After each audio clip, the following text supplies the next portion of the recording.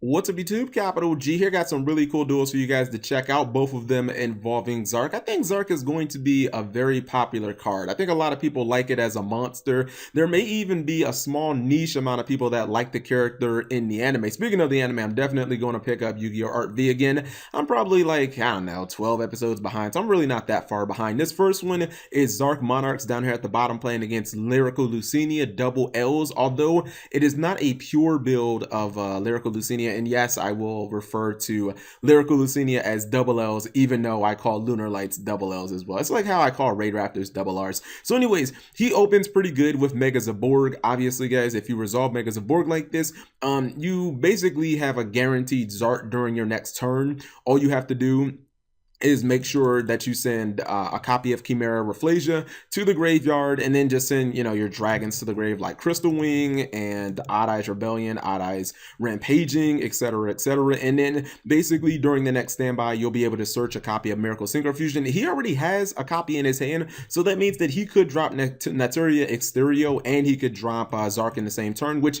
a lot of times your opponent is not going to be able to survive that. I honestly feel like this deck would actually be very potent. Like, if there was a way to just make it a little more consistent, I feel like this could be a very real deck like the Zarc Monarch deck. All right, so he does drop Naturia Exterio. He doesn't drop Zarc, obviously, because his opponent doesn't have a field, and that's just kind of a waste of Zarc, to be honest. Now, this is kind of cool, right?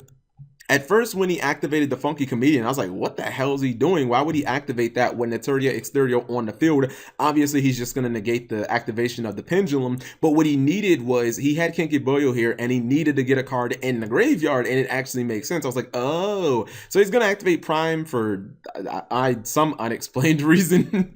He goes into Lyrical Lucinia, recites Darling, and then he goes into Assembly Nightingale. Now, this is crazy because this card actually, when you take battle damage, your opponent takes battle damage as well. So it's like a really troll. What's that archetype? Is Gusto. Yeah, it's kind of like a troll Gusto card. And then he attacks a bunch for a little bit of damage. Now he tries to nuke his field, but what he doesn't realize is that Nightingale is protecting all of them from battle and from destruction. So yeah, and I don't understand why he did this teleport play. It didn't make any sense to me, but whatever.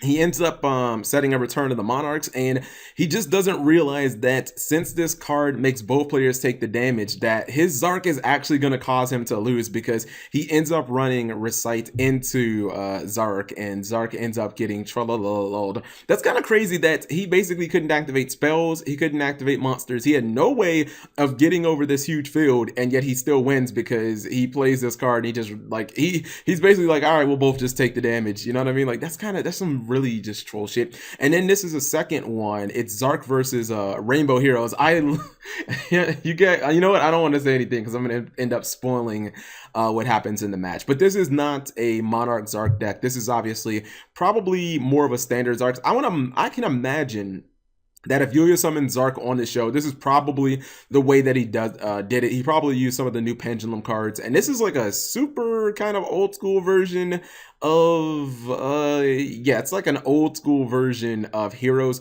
He activates Polymerization. He tries to go into Acid. He tries to activate Acid's effect. And Vortex Dragon is like, no, but Vortex Dragon gets Solemn. I think what happened here is I think Acid ended up missing the timing, and that's why his scales didn't get blown up, even though the Vortex Dragon was actually, actually was negated.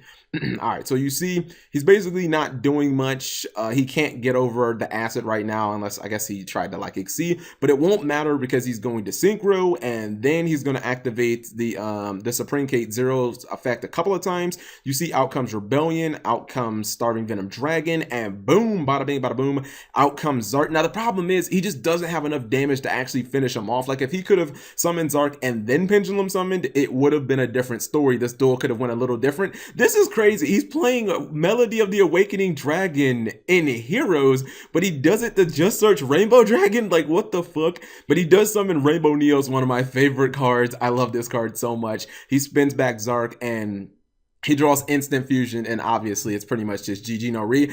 I have been saying for years, I really wish, guys, I really wish that Rainbow Neos had been Elemental Hero Rainbow. If this card would have had Elemental Hero in its name, the card would have been 50 times better because you would have been able to use Miracle Fusion. It actually could have been competitive if they just would have made that one little change, just put E-Hero Neos or Rainbow Neos. Like, you would have been able to use Miracle Fusion, because when you look at Rainbow Neos, this is not a card that has been power creep. He's still 4,500 that can like just spin the entire, like spin all your opponent's monsters. So he still has a very powerful effect, and just would have been a lot nicer if they would have made it a lot easier to summon. Is he? I feel like he's Gladiator's Assault. I feel like he was the ghost rare for Gladiator's Assault. Anyways, I'm rambling at this point. I hope you guys enjoyed the duels. I like seeing Zarc. I like seeing Zarc get trolled even harder. If you guys enjoyed the video, give it a thumbs up. Thank you guys for watching. As always, subscribe if you have not already.